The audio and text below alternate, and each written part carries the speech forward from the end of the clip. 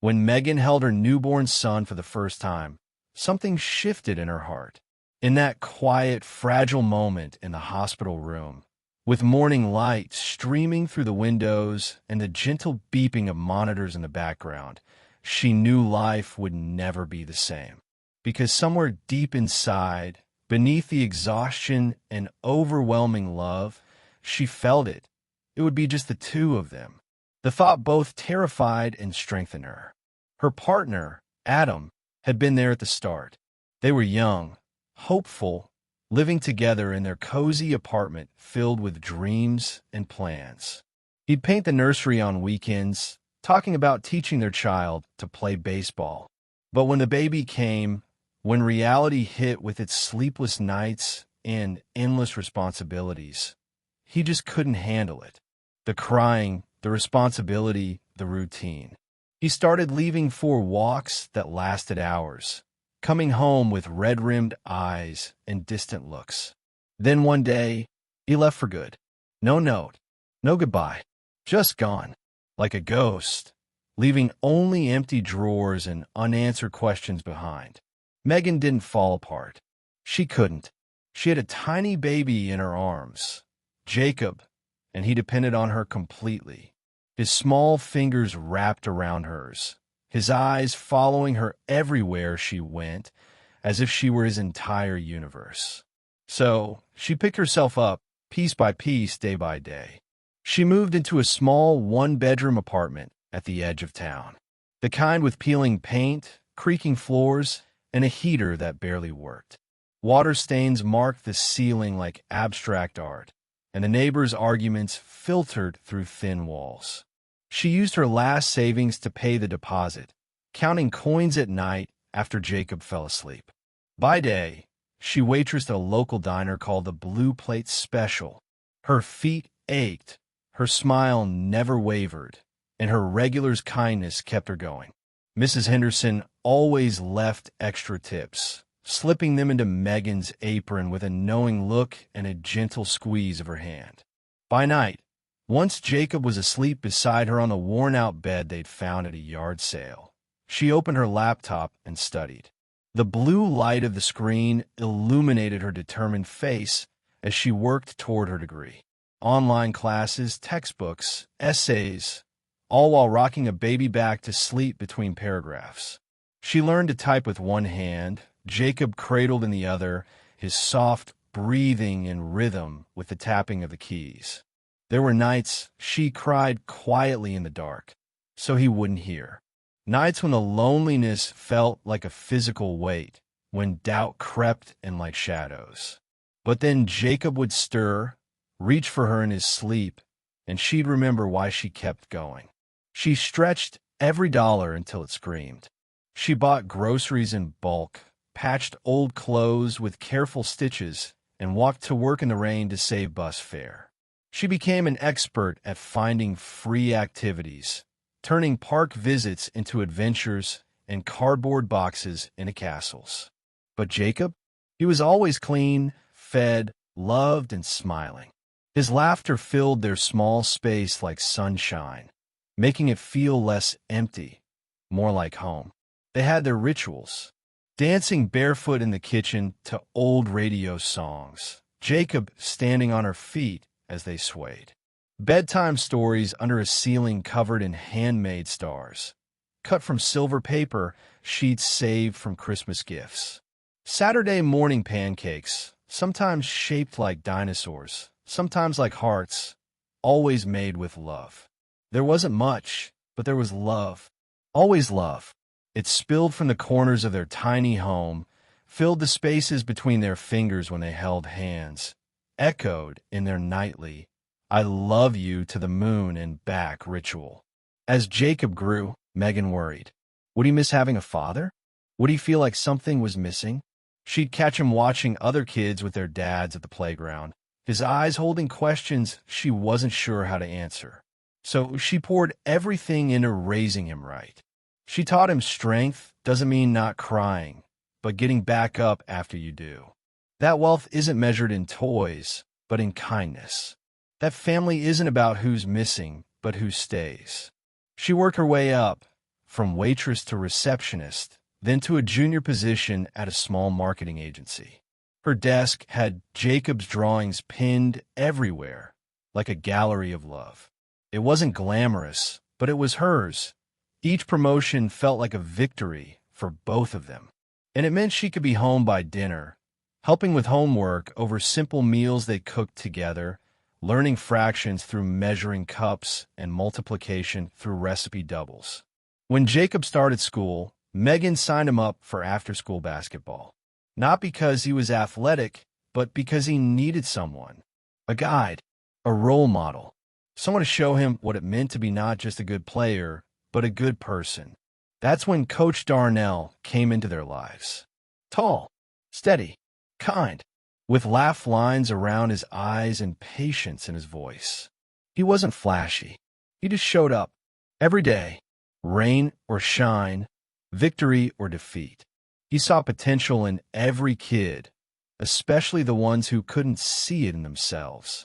He believed in effort, respect, and doing the right thing when no one's watching. He taught them basketball, yes, but also life lessons that went far beyond the court.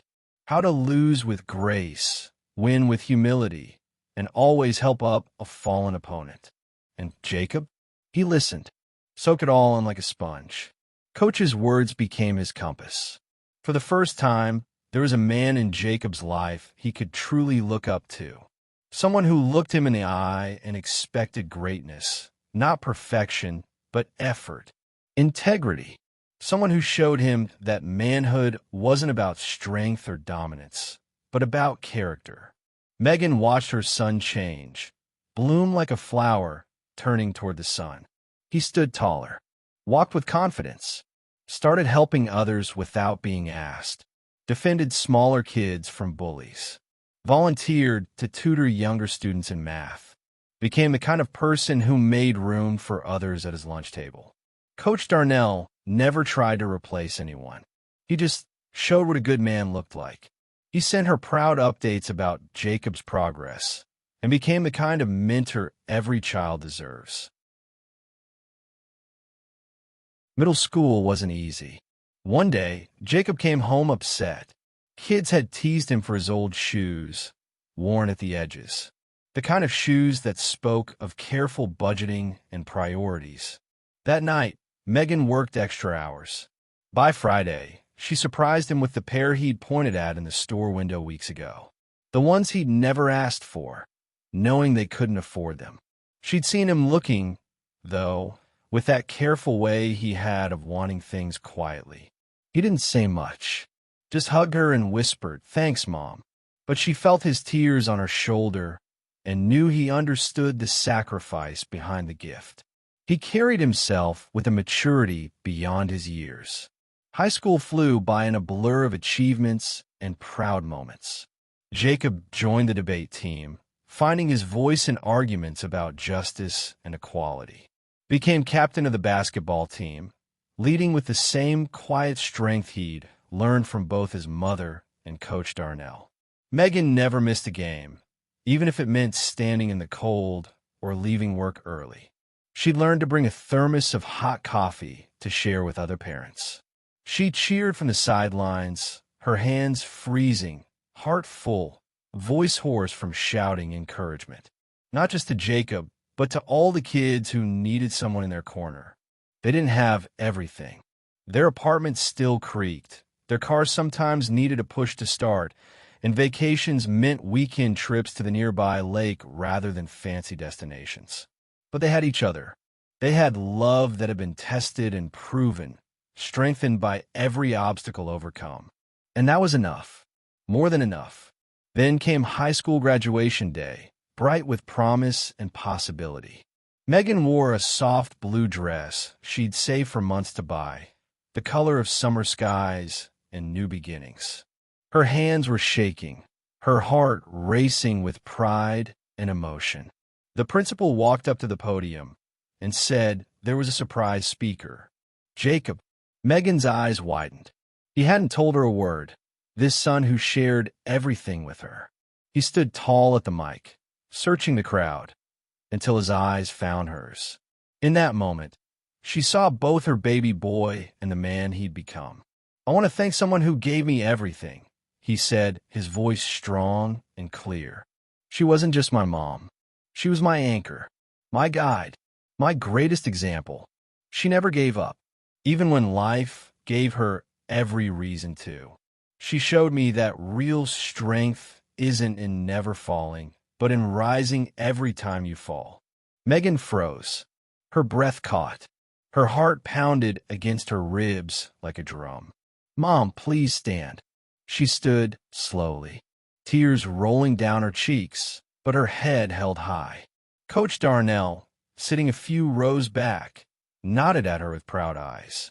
"This diploma isn't just mine," Jacob said, his voice thick with emotion. "It's yours too." The crowd erupted in applause, a wave of understanding and respect washing through the audience. Megan couldn't move. She could barely breathe. Parents around her reached out to squeeze her hand, pat her shoulder, share in this moment of triumph. Her son, her baby, had just honored every sleepless night, every sacrifice, every quiet moment of doubt. He'd seen it all, understood it all, and turned it into something beautiful. That night, on their porch, under a sky full of stars that seemed to shine just for them, Jacob hugged like he used to do as a child and whispered, "You're the strongest person I know, Mom. You're my hero." She kissed his forehead and said softly, "You're the reason I never stopped believing. You made every sacrifice worth it." Sometimes, it only takes one person believing in you to help you become everything you were meant to be. Sometimes love is enough to build a world, to shape a future, to heal what's broken. Megan's journey shows us the power of unwavering love. She didn't raise a perfect child. She raised a kind, grounded, independent young man. Not in luxury, not with ease, but with devotion. With the kind of love that moves mountains, one pebble at a time. And so comes the epilogue of this story. Not the end, because true love never ends. It transforms, evolves, and leaves its mark. True success isn't always measured in titles or money. Sometimes it's measured in proud glances, in healing embraces, in words that last forever. And above all, in a child who learned to love as he was loved. If this story moved you, don't forget to like this video and subscribe for more stories like this. Would you like to share your own experience? Leave a comment below. I'd love to read and learn about your story.